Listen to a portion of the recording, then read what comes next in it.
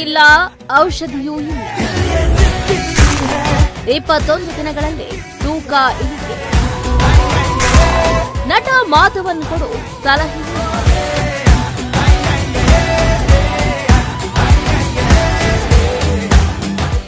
ಕಳೆದ ವರ್ಷ ರಾಕೆಟ್ರಿ ಚಿತ್ರದ ಚಿತ್ರೀಕರಣದ ಸಮಯದಲ್ಲಿ ಮಾಧವನ್ ಅವರ ದಿಢೀರ್ ತೂಕ ಇಳಿಕೆ ಅಭಿಮಾನಿಗಳನ್ನ ಅಚ್ಚರಿಗೊಳಿಸಿತ್ತು. ಸದ್ಯ ಮ್ಯಾಡಿ ತಮ್ಮ 21 ದಿನಗಳ ತೂಕ ಇಳಿಸುವ ಯೋಜನೆಯ ಹಿಂದಿನ ರಹಸ್ಯಗಳನ್ನ ಹಂಚಿಕೊಂಡಿದ್ದಾರೆ.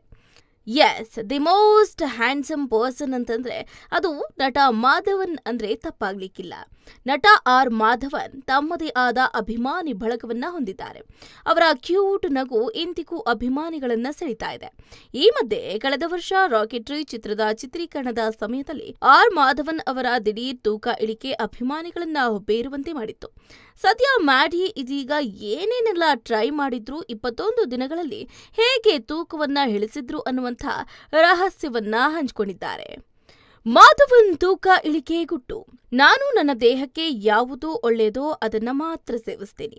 ವ್ಯಾಯಾಮ ಇಲ್ಲ, ಓಡ್ತಾ ಇಲ್ಲ, ಶಸ್ತ್ರಚಿಕಿತ್ಸೆಯಂತೂ ಇಲ್ವೇ ಇಲ್ಲ, ಔಷಧಿಯೂ ಇಲ್ಲ ಅಂತ ಖಾಸಗಿ ಮಾಧ್ಯಮವೊಂದರ ಸಂದರ್ಶನದಲ್ಲಿ ಹೇಳಿಕೊಂಡಿದ್ದಾರೆ.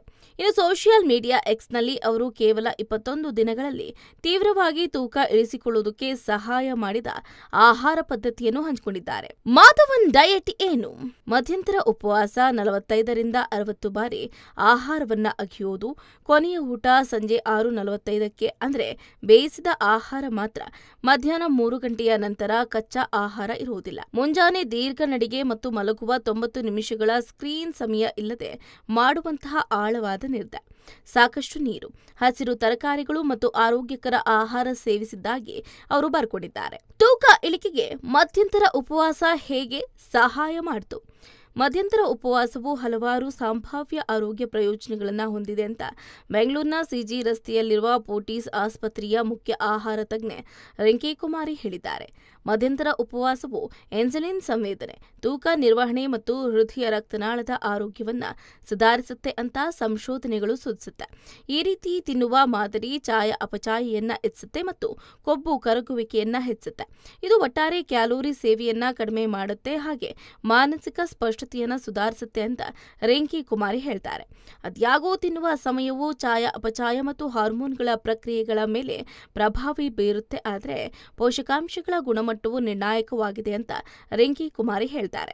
ಸಮತೋಲಿತ ಊಟವು ಅಗತ್ಯವಾದ ಜೀವಸತ್ವಗಳು, ಖನಿಜಗಳು ಮತ್ತು ಶಕ್ತಿಯನ್ನು ಒದಗಿಸುತ್ತೆ. ಸಂಪೂರ್ಣ ಆಹಾರಗಳು, ಹಣ್ಣುಗಳು, ತರಕಾರಿಗಳು, ಧಾನ್ಯಗಳು, ಕಡಿಮೆ ಕೊಬ್ಬಿನ ಪ್ರೋಟೀನ್ಗಳು ಮತ್ತು ಆರೋಗ್ಯಕರ ಕೊಬ್ಬಿನ ಮೇಲೆ ಕೇಂದ್ರೀಕರಿಸಿ ಪೌಷ್ಟಿಕ ದಟ್ಟವಾದ ಆಯ್ಕೆಗಳು ಒಟ್ಟಾರೆ ಯೋಗಕ್ಷೇಮ ಮತ್ತು ತೃಪ್ತಿಗೆ ಅಗತ್ಯವಾಗಿದೆ ಅಂತ ರಿಂಕೇಕುಮಾರಿ ಅಭಿಪ್ರಾಯವನ್ನು ವ್ಯಕ್ತಪಡಿಸುತ್ತಾರೆ. ಆಹಾರವನ್ನ ಹೆಚ್ಚು ಬಾರಿ ಅಗಿಯುವುದು ಯಾಕೆ ಅಗತ್ಯ? ಪಿತಂಪುರಾದ ಕ್ರೌನ್ ಹಬ್ ಡೆಂಟಲ್ ಕ್ಲಿನಿಕ್ನ ಡಾಕ್ಟರ್ ನಿಯತಿ ಅರೋರಾ ಅವರು ಅಗಿಯುವುದು ಜೀರ್ಣಕ್ರಿಯೆಯ ಮೊದಲ ಹೆಜ್ಜೆಯಾಗಿದೆ. ನಾವು ಅದನ್ನು ಸರಿಯಾಗಿ ಮಾಡದೇ ಇದ್ರೆ ಇಡೀ ಪ್ರಕ್ರಿಯೆಯು ತೊಂದರೆಗೆ ಒಳಗಾಗಬಹುದು ಅಂತ ವಿವರಿಸುತ್ತಾರೆ. ಸರಿಯಾಗಿ ಅಗಿದೇ ಇರೋದ್ರಿಂದ ಆಹಾರವು ಹೊಟ್ಟೆಯನ್ನ ತಲುಪಿದಾಗ ಜೀರ್ಣಕಾರಿ ರಸಗಳು ಮತ್ತು ಆಮ್ಲಗಳು ಅದನ್ನ ಒಡೆಯೋದಕ್ಕೆ ಹೆಚ್ಚು ಶ್ರಮಿಸಬೇಕಾಗುತ್ತೆ. ಇದು ಕಳಪೆ ಪೋಷಕಾಂಶ ಹೀರಿಕೊಳ್ಳುವಿಕೆ, ಹೊಟ್ಟೆ ನೋವು ಮತ್ತು ಉಬ್ಬುವಿಕೆಗೆ ಕಾರಣ ಆಗಬಹುದು ಅಂತ ಡಾಕ್ಟರ್ ಅರೋರಾ ಹೇಳ್ತಾರೆ. ಮಧ್ಯಾಹ್ನ 3 ಗಂಟೆಯ ನಂತರ ಬೇಯಿಸಿದ ಆಹಾರ ಸೇವನೆ. ಮಾಧವನ್ ಹೇಳುವ ಪ್ರಕಾರ ಅವರು ಮಧ್ಯಾಹ್ನ 3 ಗಂಟೆಯ ನಂತರ ಕೇವಲ ಬೇಯಿಸಿದ ಆಹಾರ ಮಾತ್ರ ತಿಂತೀನಿ ಅಂತ ಹೇಳಿದ್ದಾರೆ. ಆದರೆ ದಿನದಲ್ಲಿ ಕಚ್ಚಾ ಆಹಾರ ತಿನ್ನುವುದು ಬಹಳ ಮುಖ್ಯ ಅಂತಾರೆ ತಜ್ಞರು. ಚೆನ್ನೈನ ಪ್ರಾಗ್ಮ್ಯಾಟಿಕ್ ನ್ಯೂಟ್ರಿಷನ್ ಮುಖ್ಯ ಪೌಷ್ಟಿಕ ತಜ್ಞೆ ಮೀನು ಬಾಲಾಜಿ ಅವರು ಕಚ್ಚಾ ಆಹಾರವನ್ನ ಸಂಪೂರ್ಣವಾಗಿ ಹೊರಗಿಡೋದ್ರಿಂದ ಪೌಷ್ಟಿಕಾಂಶದ ಕೊರತೆ ಉಂಟಾಗುತ್ತೆ ಅಂತ ಹೇಳ್ತಾರೆ. ಹಣ್ಣುಗಳನ್ನ ಸಾಮಾನ್ಯವಾಗಿ ಹಾಗೆಯೇ ತಿನ್ನಲಾಗುತ್ತೆ. ಅವು ಫೈಬರ್ ಮತ್ತು ಇತರ ಪ್ರೋಟೀಷಿಯನ್ಗಳನ್ನ ಹೊಂದಿರುತ್ತೆ. ಅದು ನಮ್ಮನ್ನ ರೋಗಗಳಿಂದ ರಕ್ಷಿಸುತ್ತೆ. ಸಲಾಡ್ಗಳ ರೂಪದಲ್ಲಿ ಕೆಲವು ಕಚ್ಚಾ ಆಹಾರವನ್ನ ತಿನ್ನುವುದು ನಮ್ಮ ಫೈಬರ್ ಸೇವನೆಗೆ ಸಹಾಯ ಮಾಡುತ್ತೆ. ಇದು ಕರಳಿನ ಆರೋಗ್ಯಕ್ಕೆ ಅತ್ಯಗತ್ಯ ಅಂತ ಅವರು ಸಲಹೆಯನ್ನ ನೀಡ್ತಾರೆ. ಹೆಚ್ಚಿನ ಸುದ್ದಿಗಳಿಗಾಗಿ ನಮ್ಮ ಚಾನೆಲ್ನ ಸಬ್ಸ್ಕ್ರೈಬ್ ಮಾಡಿ.